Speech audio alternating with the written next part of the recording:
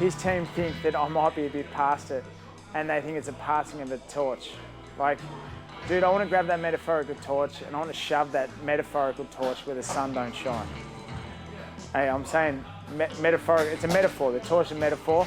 I'm not actually going to stick a torch in anyone, so I'm not a sicko, man, come on. But they think it's a passing of the torch. I want to wrap that torch over this kid's head. I want to get past him and I want to get on to bigger and better things.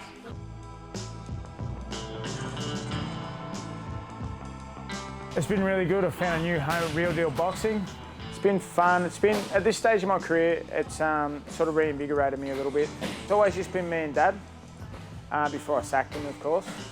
It's always just been, I didn't sack Dad. Dad wants to play more golf now. He's getting on a little bit. He didn't think he'd give me what I needed, and that was his choice. It was a mutual agreement. And look, Dad's still involved now. When Christian was in the UK for fights recently, Dad took the reins again. It was awesome fun. It was just like old times. And the old boy didn't actually miss a beat. I've done a lot of work with Christian over the years when he had Sam Solomon, Michael Zarafa. Lots and hundreds of rounds with Christian, and it's always been lots of fun. And that's what I want at this stage of my career. I want to enjoy every moment that I have left in this game. This fight, I was very, very clear in saying that it doesn't really interest me at this stage of my career. Look, I've had a great career. Like I didn't come hot out of the amateurs. I didn't turn professional until I was 28 years of age. So I was a fat, drunken concreter. Professional boxing was kind of like a bucket list thing. I just had to do it. I was 130 kilograms, fat, drunk, hungover. Started running, started training again. Cut a long story short, 2 fights into my pro career, I ended up with a paid gig sparring with Miguel Cotto, and that's what made me believe in myself. It's been a crazy ride, an awesome career. I've beaten a former world champion. I've beaten guys who have fought for world titles. I've beaten guys who are rated in the top 15 in the world. I've beaten a former Olympian. I've done a lot. So now for me, to come back after COVID and then to be the fight with Mark Lucas, I felt like I blew the cobwebs out. And if I'm being honest, I wanted to go into something a bit bigger because like I feel like I'm treading water. And for me, this is a nothing fight.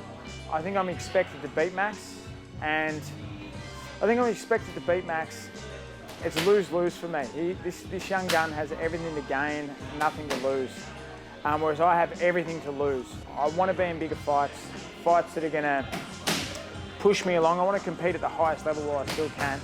Don't get it twisted. I'm not looking past this man. I want bigger fights. I want stuff that I'm going to reap some reward from, both financially and put me back in the world ratings. Should Max get a win over me, which I'm convinced he's not, I've done the work, I'm ready, and I'm so experienced, I'm going to lean on all that experience. Should he get the win over me, my career's over. I'm done, and I'll walk away from boxing. I believe at my very best, this kid doesn't lay a glove on me. But that was 3 years ago. That's not now. And I was very clear on that in the press conference too. In order for me to keep my career alive, I have to beat this kid.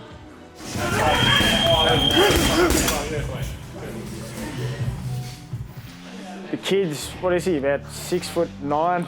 Looks like he's made out of granite. Well, I'm rocking the dad bod over here.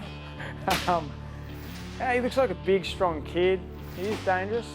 I think I'm going to have an edge in speed. I think people sleep on how tricky I am. I think sometimes I make things look easy. That sounds so egotistical. Sometimes I make things look easy, but what I do is not easy. I constantly do things on my terms.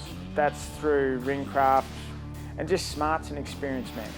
That's going to be the difference here. Because as far as like, if you had to put the two of us next to each other as far as who's a better athlete, I lean towards the young brother. He's got so many advantages over me, but I'm going to lean on my experience and my overall ring craft, man. I think my boxing IQ is seriously slept on by their team. And then a fight with Rowan Murdoch would be the dream fight here in Australia. Rowan looked awesome in his last fight. I don't have a bad word to say about Rowan Murdoch, man. He's a true professional. He's stayed in the game this whole time. At the start of COVID, Rowan has put stuff up on social media like, I'm ready when you are, I'm waiting. And my reply to him was, on the cans and in the mud, because that's I was a fat concreter again, man. I didn't box through COVID. The fight has been spoken about for ages. but I really think we can make that happen now. Should I get past this young killer? But my sole focus for now is young Max Reeves.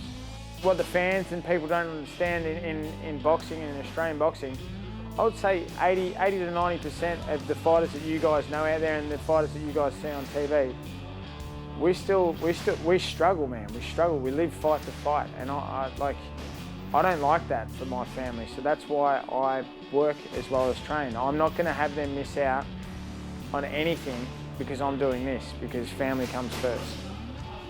I'm so happy that No Limit are finally coming to Melbourne. Their shows are on a totally different level. And this is my first fight in Melbourne in like over 3 years now. So it's good to finally be home, and it's good that the Melbourne fight fans are going to get to see the shows that these guys put on firsthand.